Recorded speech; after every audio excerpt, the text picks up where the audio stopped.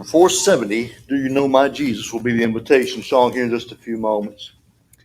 Ashton said somebody needs to get their child under control. I looked around and there, I saw Missy sitting right back there. There she is, Missy. Yeah. Missy, you need to get your child under control.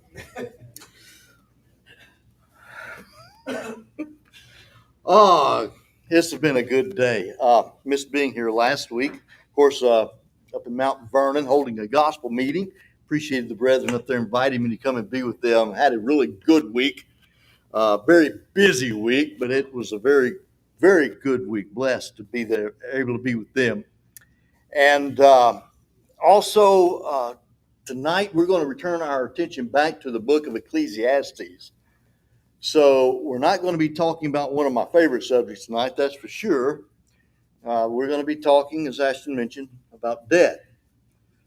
Singing that song as a life of a flower.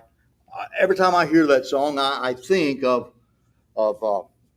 Tracy, and just Tracy Gray. She hated that song, and I understand why. I mean, nobody likes to think about death, but the Bible does tell us quite a bit about it, and it's important for us to know and understand and reflect upon. There is one event that happens to all of us. Verse 2 makes that point. What is it? One event happens to the righteous and the wicked, to the good and the clean, and the unclean, to him who sacrifices and him who does not sacrifice. The good, the sinner, who makes an oath, who doesn't make it, it doesn't matter. One event happens to us all. We have already pointed out from the book of Ecclesiastes, as we're digging into this book, we do see Solomon laying out before us the purpose and meaning of life and some realities that may not be pleasant to think about. But nevertheless, realities that are important for us to understand. Life is not fair. It's not. Since Adam and Eve sinned in the garden, as Rick read from Genesis chapter 3, from that day forward, things have been rough for mankind in general. Life is not fair. Life is not easy. We are required to labor, sweat, to make it through this world. Our actions certainly can make it much more difficult on ourselves, and that's really what the book of Ecclesiastes emphasizes over and over and over again, the importance of wisdom here under the sun.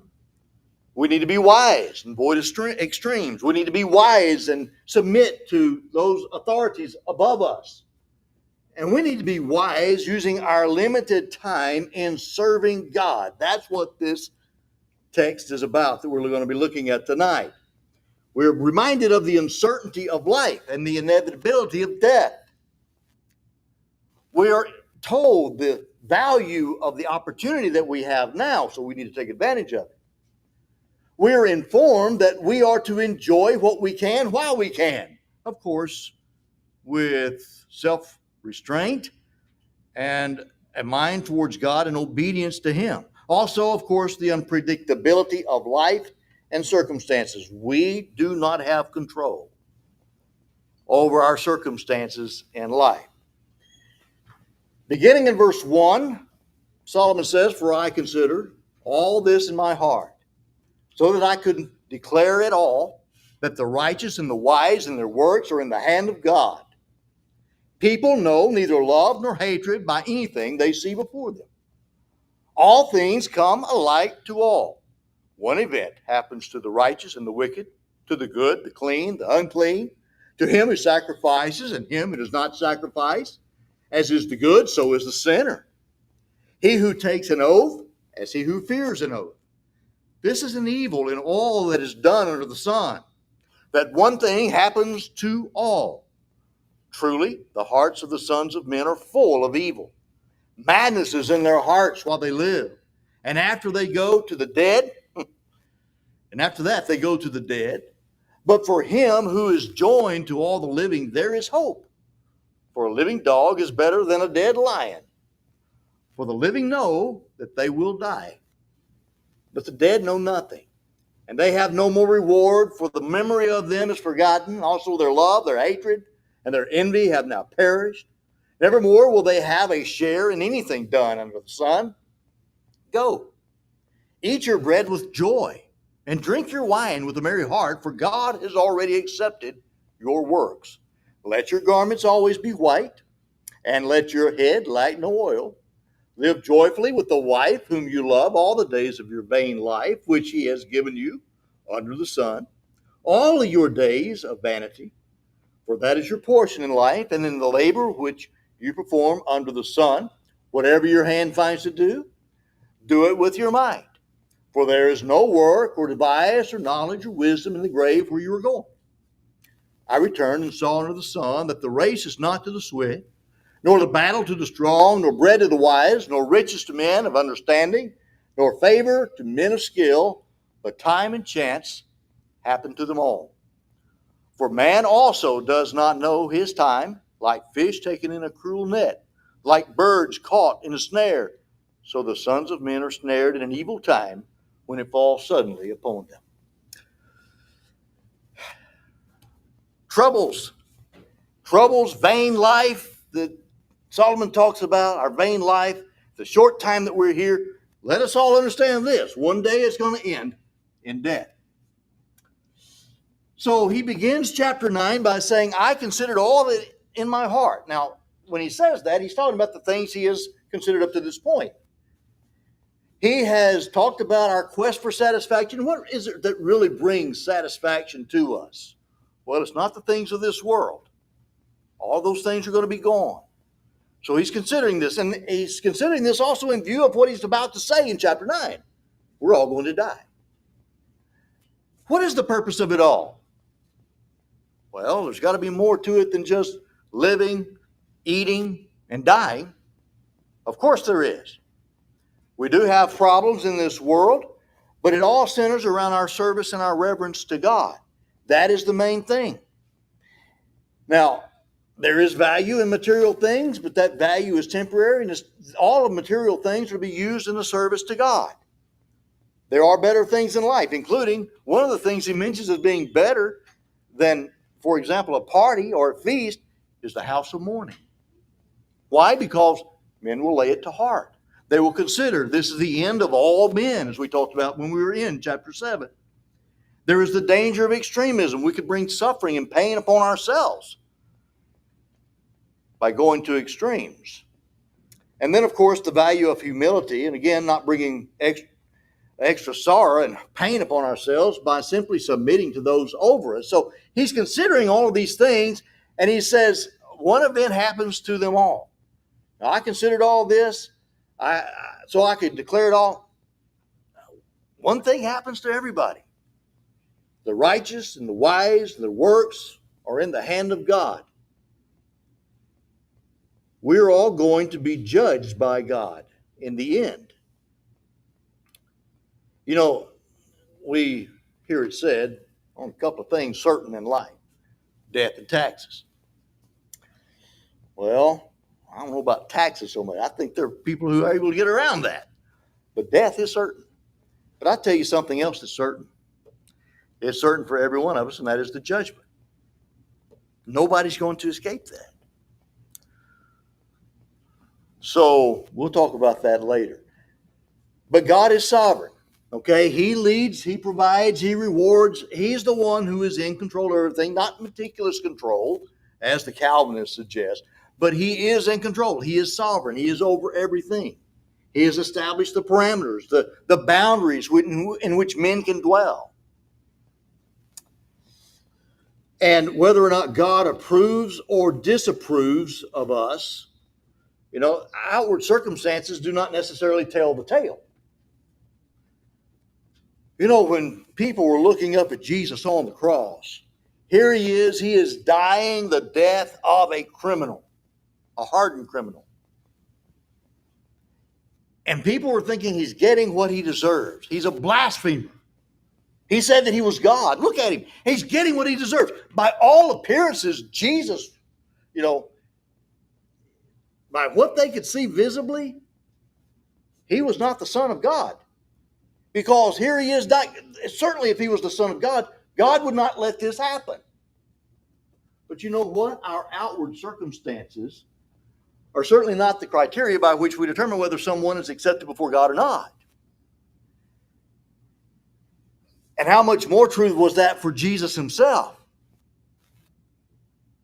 And of course, what proved that he was accepted of God is the fact of the resurrection, proving his deity and establishing his authority. But outward circumstances are no criteria to discern whether someone is accepted by God or not. So that's not what dictates it. And certainly if someone dies early, that doesn't mean anything. If they die a horrible death, that in and of itself doesn't mean anything, for we all die. In verse 2, all things come alike to all. One event happens to the righteous and the wicked, to the good, to the clean, the unclean, to him who sacrifices, to him who does not sacrifice. It's the same for all. The NASB makes that point. It is the same for all. In other words, there is no discrimination. The good, the evil, pestilence, disasters, tempests. What did Jesus say? Rains on the just and the unjust. God sends forth the rain on both, the just and the unjust. That's not a determining factor, whether we are accepted before God. Our circumstances do not indicate whether we're right with God or not. Look at Job. Certainly, Job's three friends had that concept, didn't they? They came to Job and they saw his suffering and they thought, a righteous man wouldn't suffer like this. So, Job, you had to have sinned. Some grievous sin that you've committed, God's holding you accountable for. He's punishing you for that, Job. You need to repent, Job. Well, Job wasn't guilty. Outward circumstances do not indicate a person standing with God. So, okay, that point I think is made in this text pretty clearly. But one event happens to the righteous and the wicked, those who worship God, those who don't. The heathen, the barbarian, and the godly, and the saint. He who takes an oath is the one who, he takes oaths in the name of the Lord. And other people, they're afraid to take an oath in the name of the Lord because they are so reverent towards God, they would not dare invoke the Lord's name, anything. In other words, kind of taking Jesus' attitude, let your yes be yes and your no, no. Don't vow at all. But we realize, okay, he who takes an oath, doesn't matter how you reverence God and what your level of faithfulness to God is, death is going to come. And Solomon points out this is an evil in all that is done under the sun, that one thing happens to them all. From all appearances, there is little benefit to living a godly life. If you just looked at it from an earthly perspective, from a standard that an ungodly person may place on, they look at a godly person and think, well, look at all the hardship they're going through. I don't want to live like that. Even Paul makes the point in 2 Timothy chapter 3 and verse 12. All who live godly in Christ Jesus shall suffer persecution. So many just continue in their sinful ways. They don't see a benefit, really, in this life serving God. Can we recognize that? If you just looked around and you saw people who were trying to live godly and yet they suffer too, just like everybody else.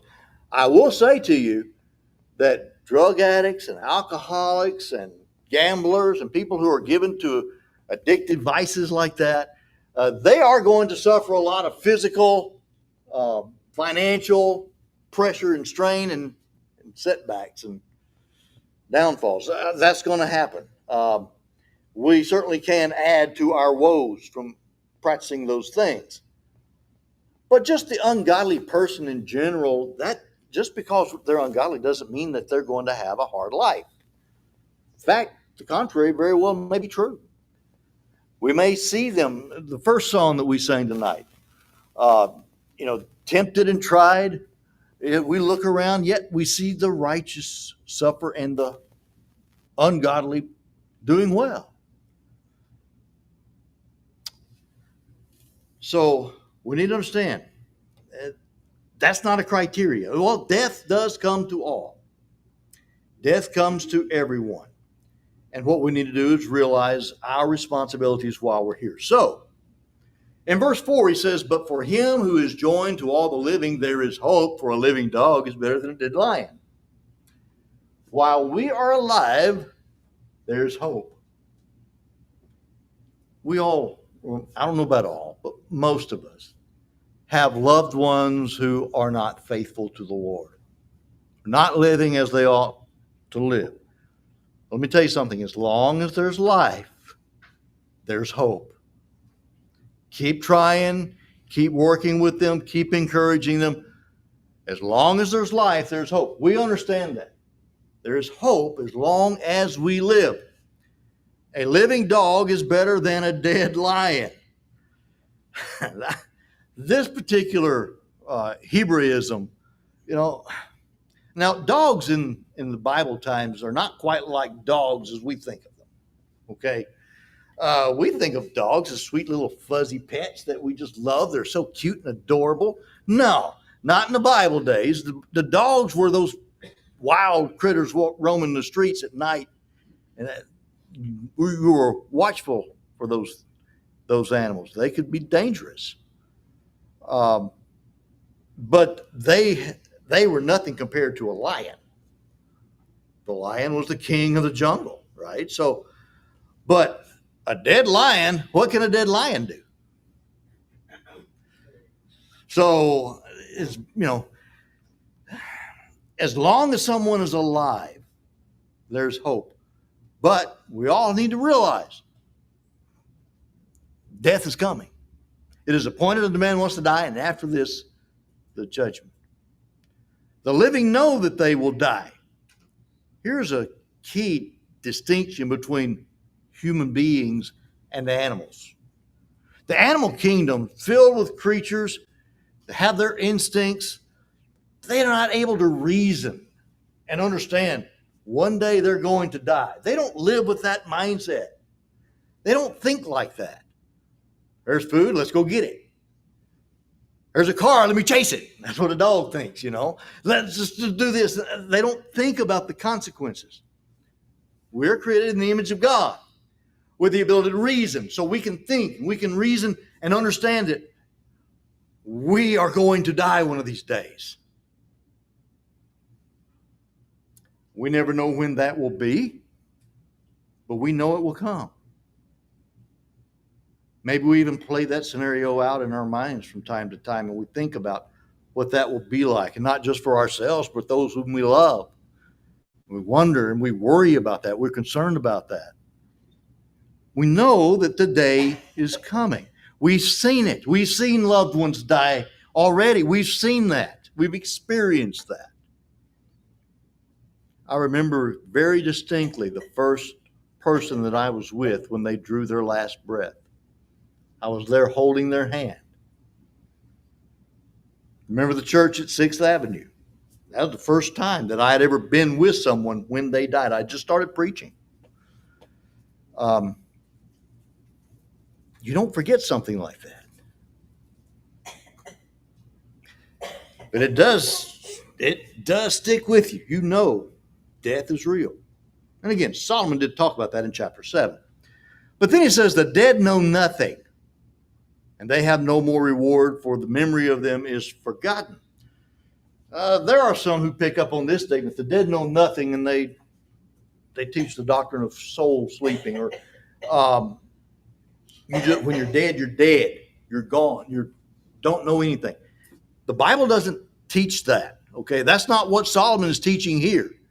Solomon is pointing out simply, though, that the dead are not aware of the things going on where?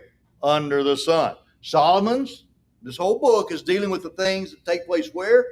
Under the sun. What do men know who die? What do they know about things going on in this life? Nothing. So all these TV shows and stuff that you watch about ghosts coming back and being aware and people watching you from heaven, and, that's not happening. The dead know nothing. They are cut off from the land of the living.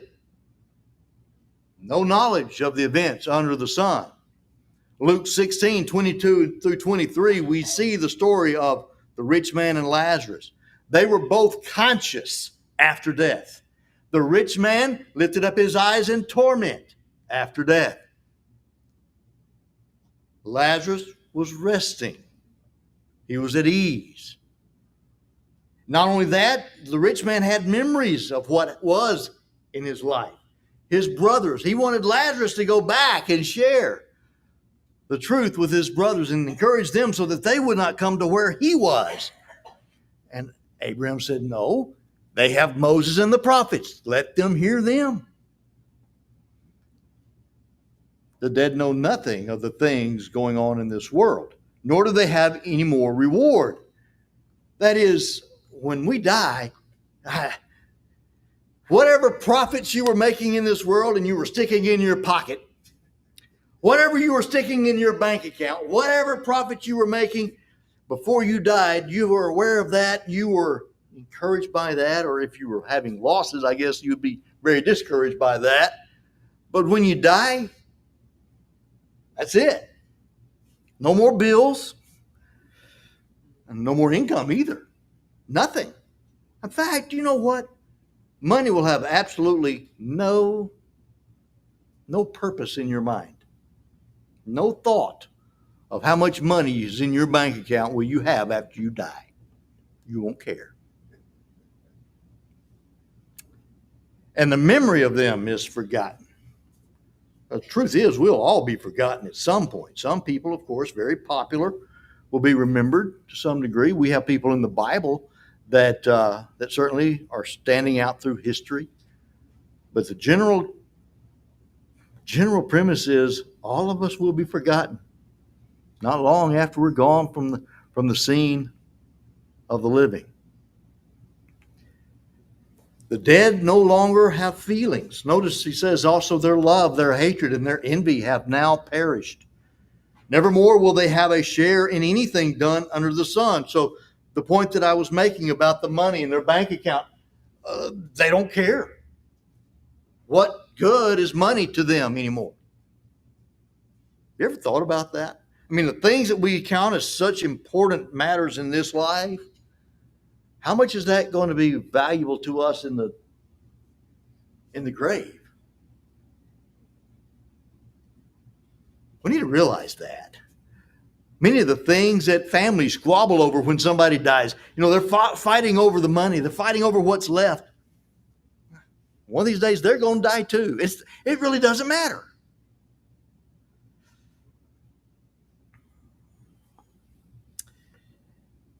And the things that are engaged in while we are alive will come to an end. We are like an actor upon the stage of life. And with death, we will part off the scene, off the stage, and we'll never come back. Opportunity ends at death. No more opportunities for reward. No more opportunity for enjoyment. No more fruitful labor. Nothing else can we add to what we've done. Listen, this life where we are living right now, this is our test. This is where it all matters regarding our eternity. What we do in this life, what we do with what we have. If we waste it, if we waste our opportunities in this world to serve God, we seal our fate. So, do not waste your time. Look at verse 7. Go! Eat your bread with joy and drink your wine with a merry heart, for God has already accepted your works. Let your garments always be white, and let your head lack no oil. Enjoy God's blessings. Yes, you enjoy God's blessings with temperance. You recognize the importance to serve God and be faithful, but God has given us things to enjoy. I know that there are some people who have this mindset that as a Christian, we just can't enjoy life anymore. We can't do anything that's enjoyable for us. We can't go on a hike in the afternoon in the springtime and in the mountains and just enjoy the beauty. We can't do that anymore. We can't go to football games and enjoy those kinds of things. We can't. People have that mindset, but that's not what the Bible really teaches. We are to enjoy the things of God and the blessings that we have, to enjoy the company of those whom God has placed in our lives. We are to do those things. Now, I will clarify something here. Go eat your bread with joy and drink your wine with a merry heart. Okay, he's not encouraging drunkenness here. That's not the idea at all. The Hebrews, of course, when they talking about wine, yes, it is the fruit of the grape. And yes, they would press that grape juice out of those grapes. And yes, they would store that syrup. They would condense it. They would boil it and turn it into syrup and put it in the wine skins. And then to drink the wine, they would take the syrup out of the wine skins and they would put it in a glass or cup and mix it with 4 parts water. That's what it's not the same thing as what we think of wine. I think a lot of people make a mistake when they're thinking about the Bible use of the term wine, and they say, well, no, I can go drink wine. Jesus, by the way, turned all that water into wine in John chapter 2. He did not turn that into an alcoholic feast for a bunch of drunkards. It's not what he did. So just that for clarification. Go and drink your wine with a merry heart. Enjoy God's blessings. That was actually a drink for the luxurious. It was not the commoner's drink per se. That was a specialty. I remember when I was a kid, we'd stop by the grocery store and I would beg Mama for some candy, just depending on the day, what kind of candy I really wanted. And it was a luxury for me to get that candy. That was something special. But I didn't get stuff like that every day or even every week for that matter. So it was something special. Well, that's the idea. And enjoy when you have opportunities to enjoy the good things of life, enjoy them. Nothing wrong with that. Just do it with temperance and do it with the understanding that God's going to hold your actions to account. Instead of asceticism, enjoy the gifts of God with thanksgiving. Enjoy the provisions that he makes for you. Okay, so don't waste your time. Enjoy what God gives you. Also enjoy opportunities of family and friends. Enjoy those people whom God has placed in your life. Enjoy being around brothers and sisters in Christ. Enjoy being with them, not just at worship services, but throughout the week. Enjoy being around those whom God has placed in your life. Notice in verse 7 or verse 8, verse 7, for God has already accepted your works. Now the context is very important. Go back to verse 1. We're talking about the righteous here. The righteous, those are the ones whom God has accepted. He's accepted their work because they are wise and how they live their life, and God has accepted them. So enjoy what God has blessed you with. Blessings don't come around just every day as far as material things. God intends for his good gifts to be received with reverence and thanksgiving, right? He gives all things that are good. These wonderful gifts come from the Father of lights, James 1:17 says. Only the righteous can truly enjoy God's gifts. Everyone else, the ungodly, they just waste God's gifts. But we can truly receive them with thanksgiving and truly enjoy them and understand that they are a blessing from God. Live joyfully with the wife whom you love. This is akin to other passages such as Malachi 2:15. The wife of your youth. Of course, here's the problem in Malachi chapter 2. The problem was they were not joyful with the wife of their youth. They were putting their wives away. And so God hates divorce, Malachi says. Marriage is intended to be a lifelong union between one man and one woman. Enjoy your time. God gave you marriage as a gift. So enjoy that. It is a lifelong gift, but it is to be enjoyed. It is a man's portion in his life. You know, when you go back to the very beginning in Genesis chapter 2, verses 18 through 20, God had made Adam, and he brought all the animal creation before Adam, and Adam named all the animals. But guess what? There was not found among all the animals something suitable for Adam as a companion. And God said, it is not good that man be alone, so he made Eve. This is for our good. No, by the way, our attitude towards the things that we have from God is very important. We choose our attitudes. We choose whether we're going to accept the blessings in our life and appreciate them and be thankful for them or not. So here's the command, really. It is in the form of an imperative.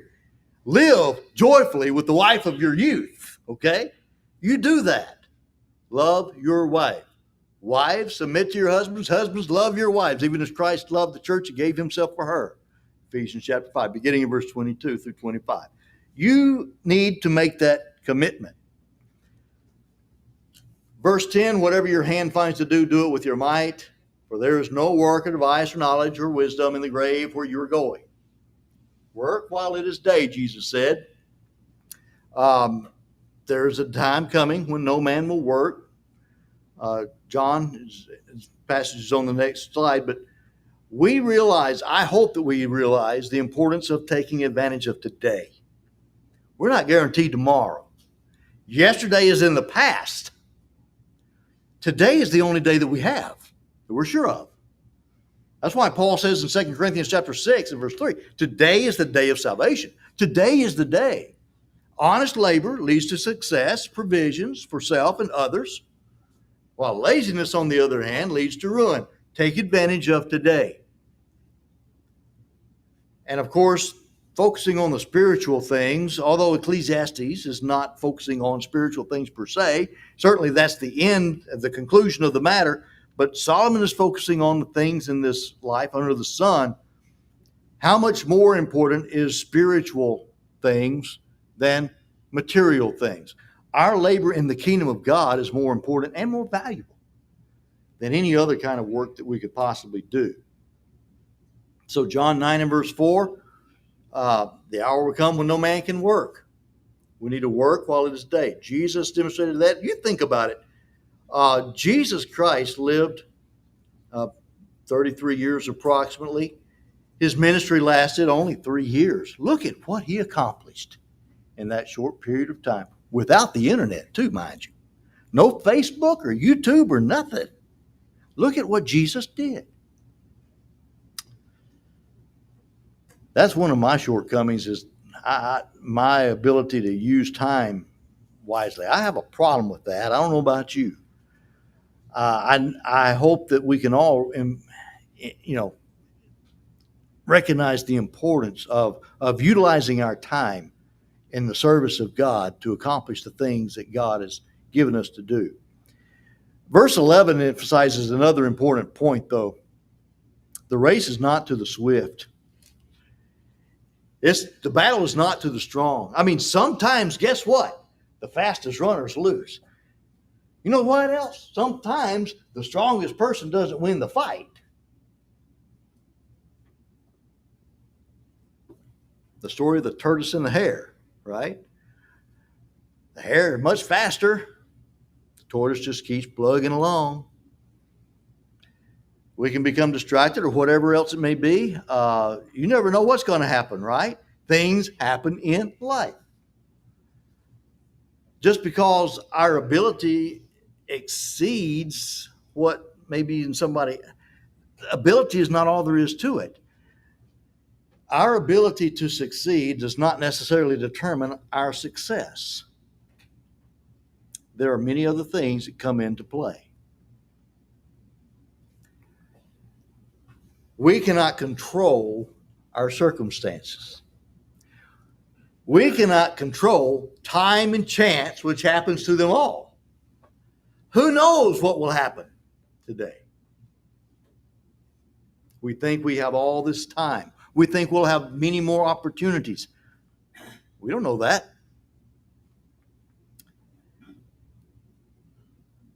You think of the race is not always to the swift. Listen, I tell you who will always be successful in the end, overall. The one who's successful is the one who trusts God. David was not bigger and stronger or faster than Goliath. He might have been faster. He might have been quicker. But you get the picture. David was just a little ruddy boy, and he defeated a giant warrior. The one who trusts God is the one who ultimately succeeds. We need to realize time and chance is beyond our control. So, what does that mean? It means that we are to do what we can while we have opportunity once again.